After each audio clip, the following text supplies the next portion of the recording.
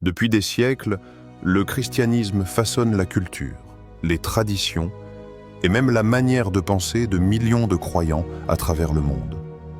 Mais au fil du temps, certaines idées populaires se sont glissées dans la foi chrétienne, au point que beaucoup les considèrent comme des vérités bibliques, alors qu'elles n'apparaissent nulle part dans les Écritures. Ces croyances, que l'on répète de génération en génération, sont devenues des vérités culturelles, mais elles ne sont pas des vérités bibliques. C'est ce qu'on appelle des mythes chrétiens, des phrases, des images ou des enseignements largement acceptés, mais qui ne reposent pas sur la parole de Dieu. Ils peuvent sembler inoffensifs, mais ils déforment souvent la vision authentique du message biblique. Et lorsqu'on croit en des choses qui ne sont pas dans la Bible, on risque de fonder sa foi sur des traditions humaines plutôt que sur la vérité révélée. Prenons un exemple très connu. Qui n'a jamais entendu la fameuse phrase « Dieu aide ceux qui s'aident eux-mêmes » ? Beaucoup sont convaincus que c'est un verset de la Bible. Pourtant, ce n'est pas le cas. Cette phrase ne vient pas de la parole de Dieu, mais d'une philosophie humaine. C'est exactement ce type de confusion qui a permis à certains mythes de se répandre dans les églises, les foyers et même dans l'art chrétien. Comment ces idées se sont-elles imposées ? Très souvent, elles sont le fruit de traditions religieuses, d'interprétations symboliques ou encore d'images popularisées par la peinture, le cinéma et la musique. À force d'être répétées, elles finissent par s'ancrer dans l'esprit collectif, au point de paraître bibliques. Mais un chrétien qui veut grandir dans la vérité doit faire la différence entre ce que dit la Bible et ce que la culture véhicule. C'est précisément l'objectif de cette vidéo.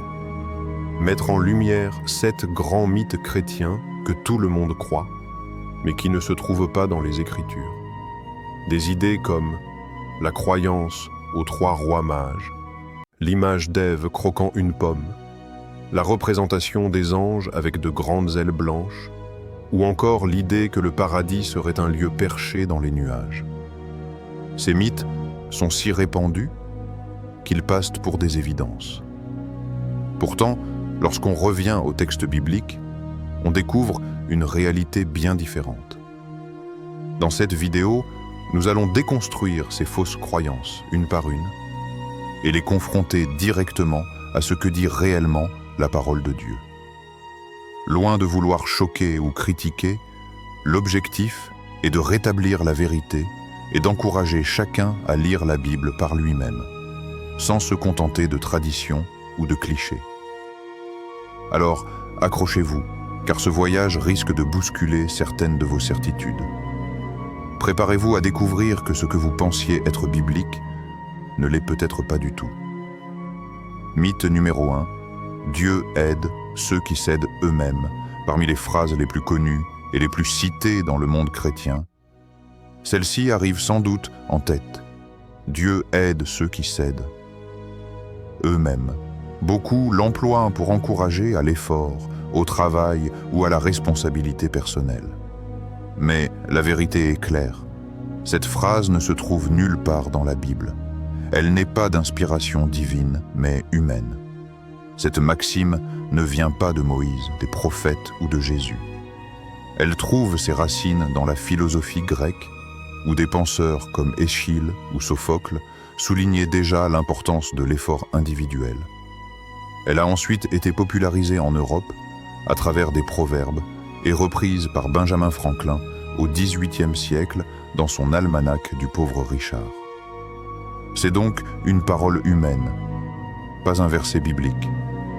Pourtant, elle s'est infiltrée dans la pensée chrétienne au point que beaucoup la citent comme si elle venait de la parole de Dieu.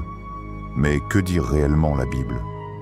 Loin de dire que Dieu aide uniquement ceux qui s'aident eux-mêmes, la Bible enseigne au contraire que Dieu vient au secours de ceux qui reconnaissent leur incapacité et placent leur confiance en lui. L'Écriture est remplie d'exemples où l'homme, incapable de se sauver ou de se relever seul, reçoit l'intervention divine.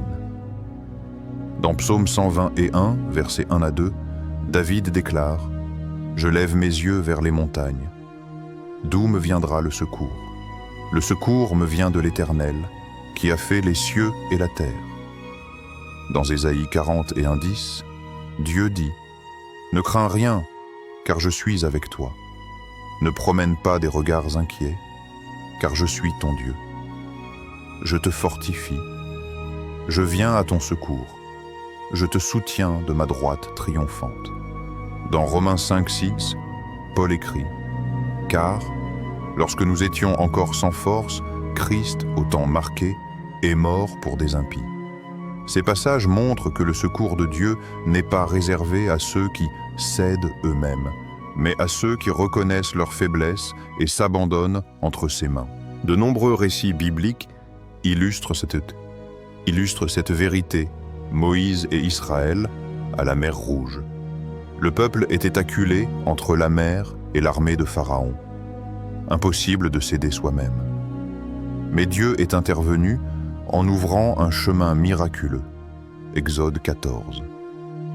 Gédéon et ses 300 hommes, face à une armée innombrable, ce petit groupe n'avait aucune chance par ses propres forces. Pourtant, Dieu leur a donné la victoire pour montrer que le salut venait de lui. Juge 7. Le salut en Jésus-Christ, l'exemple suprême. Aucun homme ne peut se sauver lui-même par ses efforts, ses œuvres ou sa discipline morale. Le salut est un don gratuit de Dieu par la foi en Christ. Éphésiens 2, 8-9.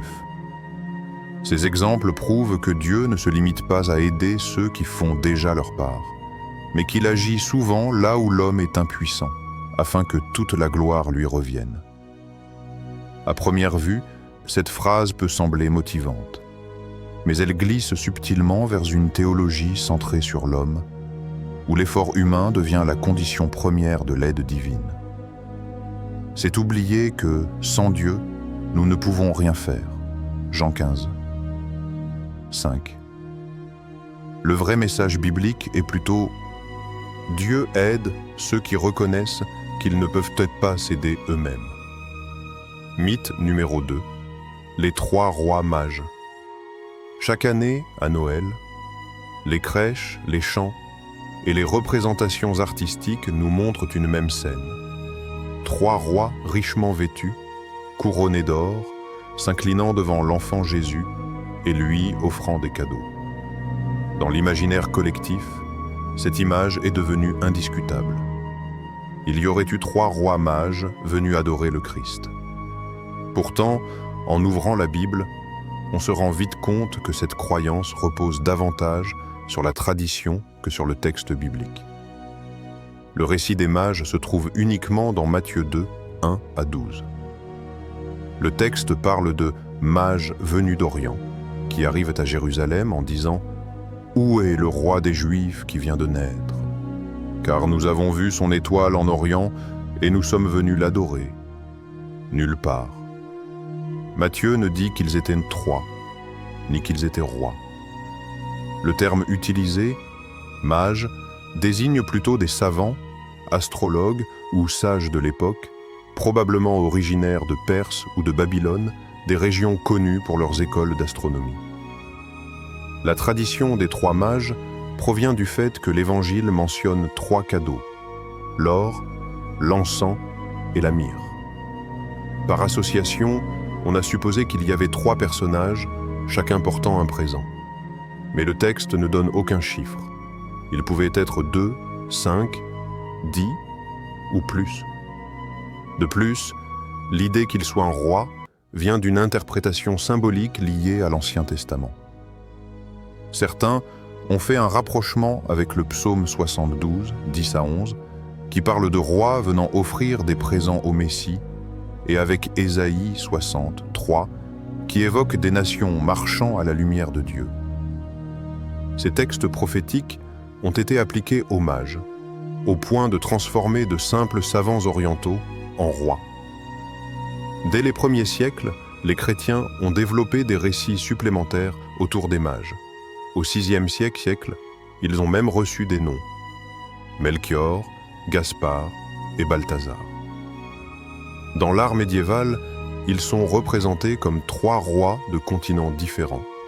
l'un européen, l'autre africain et le troisième asiatique, symbolisant que toutes les nations reconnaissent Jésus comme roi. Cette tradition, bien que belle et symbolique, reste une invention humaine. Elle enrichit l'imaginaire de Noël, mais ne correspond pas exactement au récit biblique. Au-delà de ces détails, que nous enseigne réellement Matthieu 2 ? L'essentiel n'est pas le nombre ou le statut social des mages, mais leur démarche. Ces hommes venus d'Orient ont perçu dans le ciel un signe de la naissance d'un roi extraordinaire. Malgré la distance, les risques et l'incertitude, ils ont entrepris un long voyage pour adorer Jésus. Leur présence a un sens profond. Alors que les religieux juifs de Jérusalem ignoraient ou minimisaient la naissance du Messie, des étrangers, des non-juifs, reconnaissaient déjà en Jésus le roi promis. Ce passage annonce l'universalité du salut. Christ n'est pas seulement venu pour Israël, mais pour toutes les nations. L'image des trois rois mages perdure parce qu'elle est simple, visuelle et riche de symboles. Mais il est essentiel de se souvenir que ce n'est pas ce que dit la Bible. Le danger n'est pas tant dans la tradition en elle-même, mais dans le fait de la confondre avec une vérité biblique. Le vrai message de Matthieu 2, c'est que Dieu attire à Jésus des hommes et des femmes de toutes origines. La foi authentique ne repose pas sur des détails inventés, mais sur la reconnaissance du Christ comme sauveur et roi. Mythe numéro 3. Ève a mangé une pomme. S'il y a une image universelle associée au récit de la chute de l'humanité, c'est bien celle d'Ève croquant dans une pomme rouge avant d'en offrir à Adam. Dans l'art, la littérature et même dans le langage, courant, la pomme d'Ève est devenue un symbole de la tentation. Pourtant, lorsque l'on lit attentivement le récit de la Genèse, on se rend compte que la Bible ne parle jamais d'une pomme. Dans Genèse 2, 16-17, Dieu ordonne à Adam « Tu pourras manger de tous les arbres du jardin, mais tu ne mangeras pas de l'arbre de la connaissance du bien et du mal, car le jour où tu en mangeras, tu mourras. » Puis, au chapitre 3, Ève est séduite par le serpent, voit que le fruit de l'arbre était bon à manger et agréable à la vue, en mange et en donne à Adam. Nulle part, il n'est dit qu'il s'agissait d'une pomme. Le texte hébreu emploie simplement le mot générique péri, fruit. Ce détail montre que le type de fruit n'avait aucune importance. Ce qui comptait, c'était l'acte de désobéissance. Alors, pourquoi parle-t-on d'une pomme depuis des siècles ? L'explication se trouve dans une coïncidence linguistique. En latin, le mot malum signifie à la fois mal et pomme. Lorsque la Bible a été traduite en latin, la Vulgate, cette ambiguïté a favorisé l'association entre le fruit défendu et la pomme. Au fil du temps, les artistes de la Renaissance, notamment en Europe, ont représenté Ève avec une pomme à la main. L'image a marqué les esprits et s'est imposée dans l'imaginaire collectif, jusqu'à devenir une vérité culturelle. Et si ce n'était pas une pomme ? Certains commentateurs juifs anciens ont proposé d'autres hypothèses. Une figue, parce que Adam et Ève se couvrirent ensuite de feuilles de figuier. Un raisin, une grenade, voire un fruit symbolique sans équivalent terrestre. Mais la réalité est que la Bible ne donne aucune précision. Ce silence est volontaire, car le récit ne met pas l'accent sur le fruit en lui-même, mais sur le choix moral d'Adam et Ève. Ce mythe de la pomme détourne parfois l'attention du vrai message. L'essentiel dans Genèse 3 n'est pas le type de fruit, mais la désobéissance à Dieu. Adam et Ève ont choisi de suivre leur propre volonté plutôt que celle du Créateur. C'est cet acte qui a introduit le péché dans le monde, pas le fruit en tant que tel. En d'autres termes, le fruit est simplement un symbole du choix de l'homme. Obéir à Dieu ou céder à la tentation. Ce n'est pas la pomme qui a fait chuter l'humanité, mais la désobéissance et l'orgueil. La pomme a survécu parce qu'elle est simple, visuelle et évocatrice. Elle est devenue un outil pédagogique pour représenter la tentation. Mais en réalité, ce n'est pas le fruit qui compte, c'est la leçon spirituelle. La désobéissance à Dieu a des conséquences éternelles. La Genèse nous enseigne que le péché est entré dans le monde non pas par la consommation d'une pomme, mais par un choix délibéré d'indépendance vis-à-vis de Dieu. Ce récit nous interpelle encore aujourd'hui. Chaque fois que nous plaçons notre volonté au-dessus de celle de Dieu, nous répétons le même schéma qu'Adam et Ève. Mythe numéro 4. Les anges ont des ailes comme des oiseaux. Quand on parle d'anges, l'image qui nous vient immédiatement en tête est celle de créatures célestes vêtues de blanc, avec deux grandes ailes blanches semblables à celles des colombes. Dans l'art, les films et même les décorations de Noël, les anges sont presque toujours représentés de cette manière. Pourtant, lorsque l'on se plonge dans les Écritures, on découvre une réalité beaucoup plus complexe et bien différente de cette vision populaire. La Bible décrit plusieurs types d'êtres célestes, et il est important de ne pas les confondre. Les anges messagers, ce sont ceux qui apparaissent le plus souvent dans les récits bibliques. Ils viennent transmettre un message de Dieu à l'homme. Exemple, Gabriel annonçant à Marie la naissance de Jésus, Luc 1:26 à 38. Or, ces anges sont décrits comme des hommes, sans mention d'ailes. Dans plusieurs passages, les gens ne se rendent même pas compte immédiatement qu'ils parlent tant. Anges. Les chérubins. Ce sont des êtres spirituels associés à la sainteté et à la garde de la présence divine. Dans Ézéchiel 10, ils sont décrits comme ayant plusieurs ailes et des formes impressionnantes. Ils gardent aussi l'accès à l'arbre de vie après la chute d'Adam et Ève, Genèse 3:24. Les séraphins, mentionnés dans Ésaïe 6, ils entourent le trône de Dieu et chantent « Saint, Saint, Sainte est l'Éternel des armées ». Ils possèdent 6 ailes, 2 pour voler, 2 pour se couvrir la face et 2 pour se couvrir les pieds. Ainsi, si certains êtres célestes ont bien des ailes, tous les anges ne sont pas décrits ainsi. Alors, pourquoi représente-t-on presque toujours les anges avec 2 grandes ailes blanches? Cela vient surtout de l'art médiéval et de la Renaissance. Les peintres ont choisi d'associer la pureté et le caractère céleste des anges à la blancheur et à la légèreté des oiseaux. Les ailes sont devenues un symbole visuel de leur origine divine et de leur capacité à descendre du ciel. Au fil des siècles, cette image s'est tellement ancrée que même les chrétiens ont fini par la considérer comme biblique, alors qu'il s'agit en réalité d'une simplification artistique.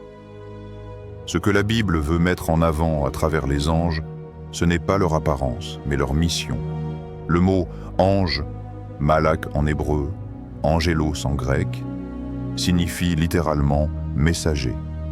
Leur rôle principal est de transmettre la volonté de Dieu, de protéger les croyants et de servir dans le plan divin.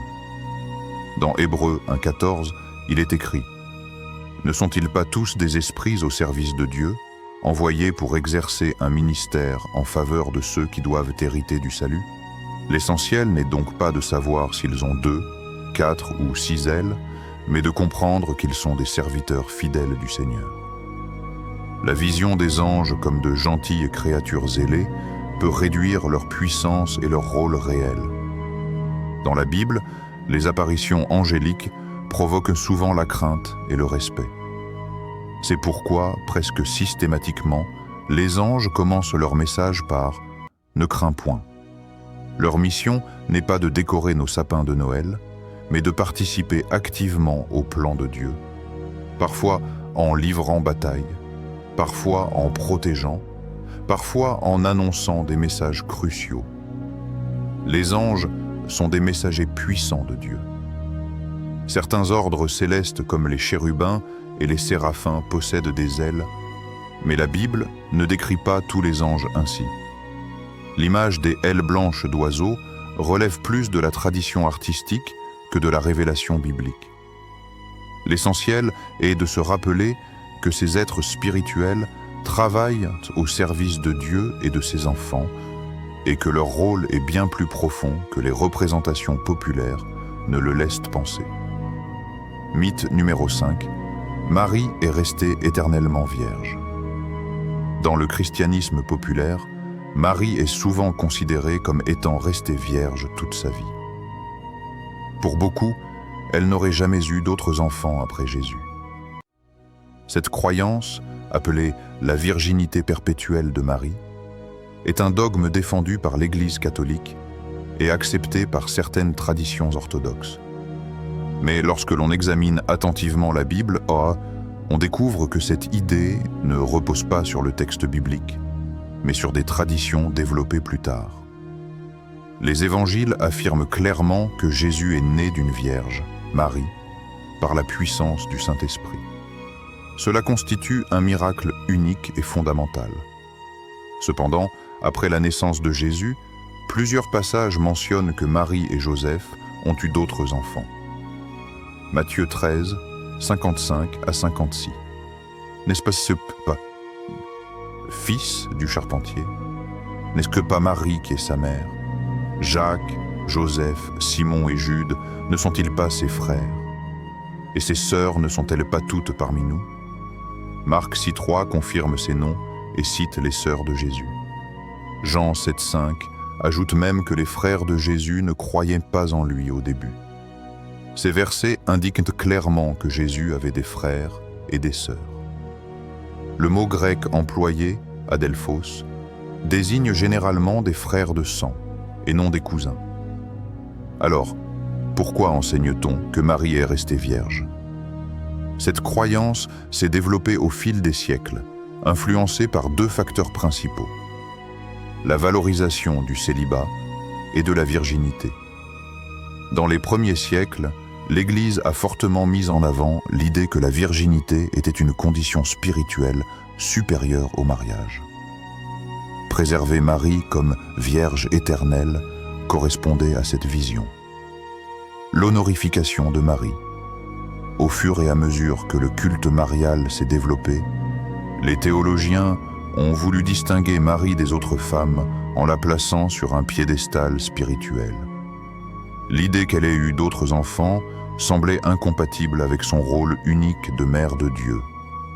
Ainsi, des pères de l'Église comme Jérôme ont défendu l'idée que les frères de Jésus étaient en réalité des cousins ou des enfants de Joseph issus d'un mariage précédent. Mais ces interprétations restent des hypothèses qui contredisent le sens littéral des évangiles. La Bible n'a jamais eu besoin d'exalter Marie par des traditions supplémentaires. Son rôle est déjà extraordinaire. Choisie par Dieu pour enfanter le Sauveur du monde, elle est une figure de foi et d'humilité. Mais elle reste une femme humaine qui a ensuite vécu une vie de famille normale avec Joseph. En insistant sur sa virginité perpétuelle, on risque de la détacher de la réalité et de lui attribuer un statut presque divin, ce qui n'est jamais le but des Écritures. Ce mythe, bien qu'ancré dans certaines traditions, a conduit à des doctrines qui placent Marie à un niveau quasi égal au Christ. Or, la Bible insiste sur une vérité essentielle. Il n'y a qu'un seul médiateur entre Dieu et les hommes, Jésus-Christ, homme. Première épître aux Thessaloniciens 2,5. Exalter Marie au-delà de ce que dit l'Écriture peut détourner l'attention de Jésus, qui seul est Sauveur et Seigneur. Marie est bienheureuse, non parce qu'elle serait restée éternellement vierge, mais parce qu'elle a cru à la parole de Dieu et accepté sa mission. Le véritable honneur à lui rendre n'est pas d'ajouter des dogmes non bibliques, mais de suivre son exemple de foi et d'obéissance. Mythe numéro 6. Les péchés sont classés, certains plus graves que d'autres. Dans l'imaginaire collectif, il existe une hiérarchie des péchés. Beaucoup pensent que certains actes sont graves, comme le meurtre, l'adultère ou le vol, tandis que d'autres seraient mineurs, comme le mensonge ou la jalousie. Cette classification est fortement présente dans les traditions religieuses et culturelles. Mais la Bible nous enseigne une vérité différente. Le péché, quel qu'il soit, a la même conséquence spirituelle: la séparation d'avec Dieu. La parole de Dieu ne classe pas les péchés par ordre d'importance comme le ferait un tribunal humain. Elle affirme au contraire que tout péché, petit ou grand, nous éloigne de Dieu. Romains 6, 23. Car le salaire du péché, c'est la mort. Jacques 2h10. Quiconque observe toute la loi, mais pêche contre un seul commandement, devient coupable de tous. Ces versets montrent clairement que devant Dieu, transgresser un seul commandement suffit pour être reconnu pécheur. Aux yeux du Seigneur, le mensonge répété, aussi anodin qu'il paraisse, a le même effet spirituel qu'un crime terrible. Il brise notre relation avec lui.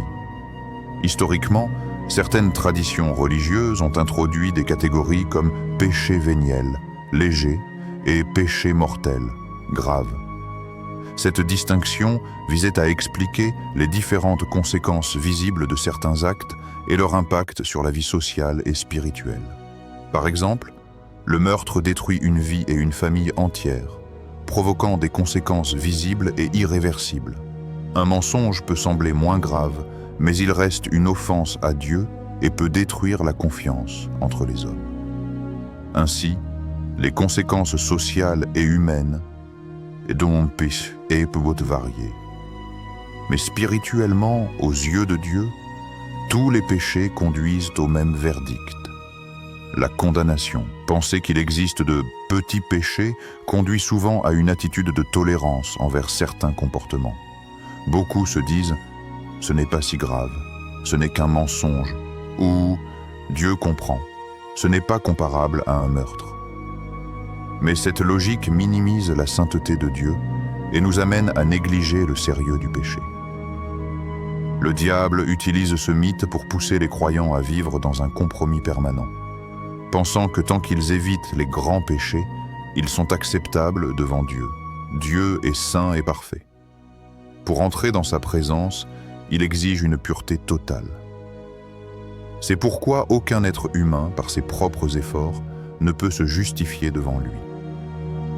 Le seul remède au péché, qu'il soit petit ou grand, est le sacrifice de Jésus-Christ. 1 Jean 1,7. Le sang de Jésus, son Fils, nous purifie de tout péché. Jean 8,36. Si donc le Fils vous affranchit, vous serez réellement libre. La Bible n'enseigne pas une hiérarchie du pardon. Tout péché peut être lavé, que ce soit une faute considérée comme banale ou un crime grave, car le sang de Jésus a une portée universelle.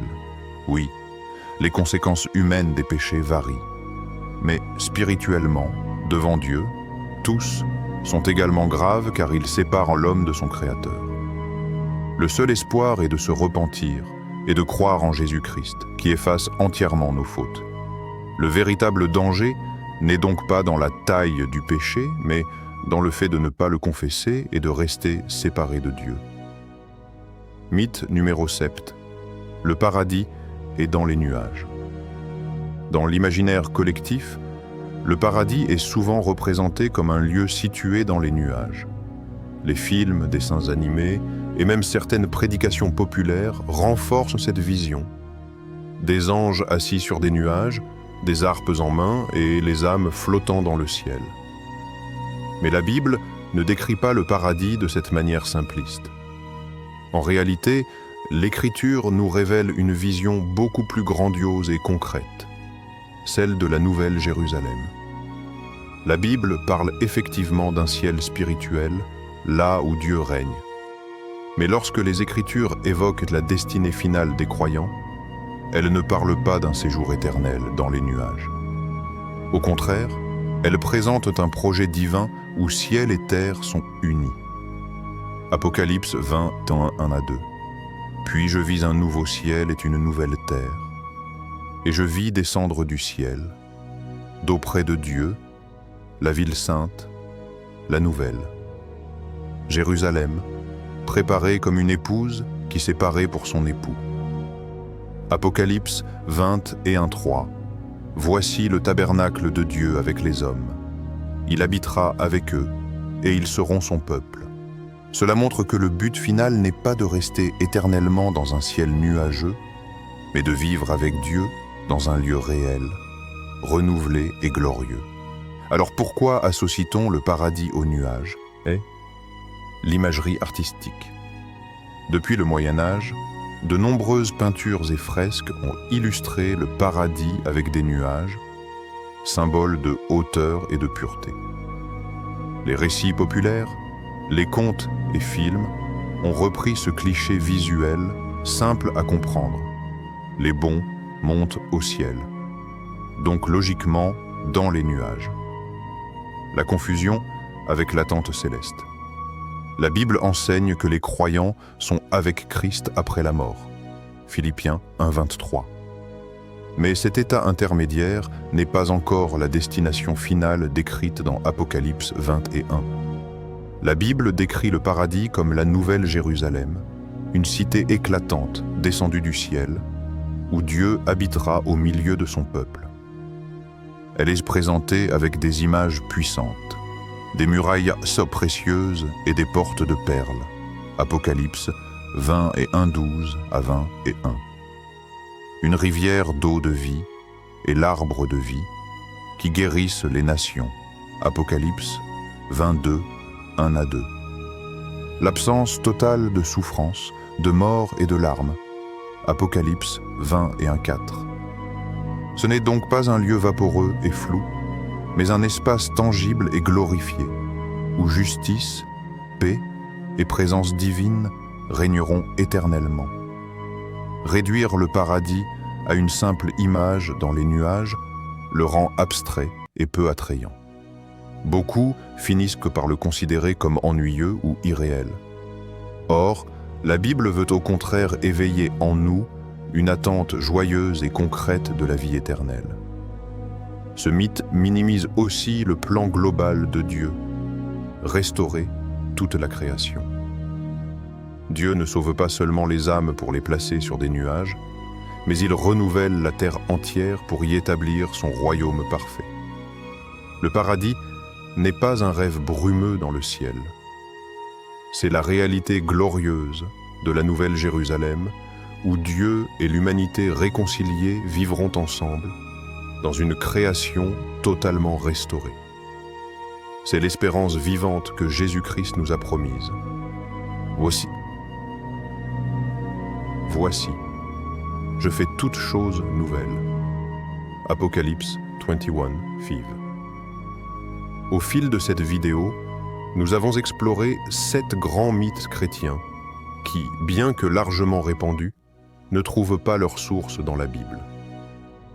Du mythe de la phrase « Dieu aide ceux qui s'aident eux-mêmes » à l'image des anges ailés, en passant par la fameuse pomme d'Ève, la virginité perpétuelle de Marie, la hiérarchie des péchés, les 3 rois mages, ou encore l'idée que le paradis se trouve dans les nuages.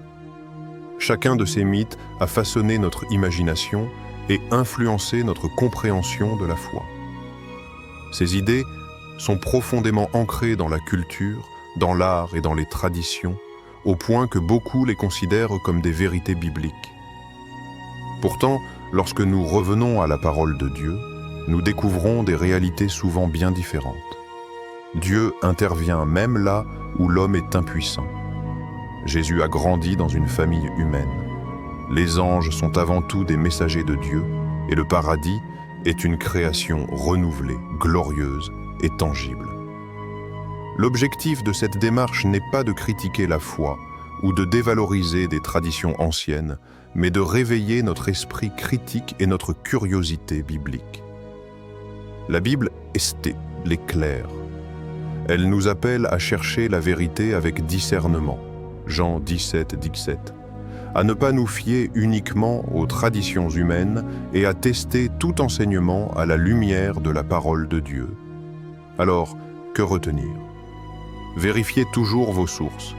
Tout ce que vous entendez dans la culture chrétienne ne vient pas forcément de la Bible. Lisez et méditez les Écritures.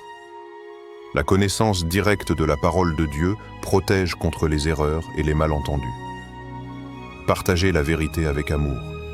Corriger une idée fausse ne signifie pas condamner, mais éclairer et encourager à mieux connaître Dieu. Chacun de nous est invité à être un disciple vigilant, à distinguer ce qui vient de Dieu de ce qui vient des hommes.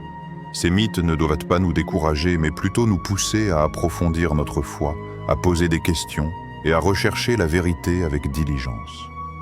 En conclusion, souvenons-nous que la foi chrétienne repose sur la parole de Dieu et non sur les images, les traditions ou les idées populaires. Revenir à la Bible, c'est revenir à la source, c'est nourrir une foi solide, éclairée et vivante.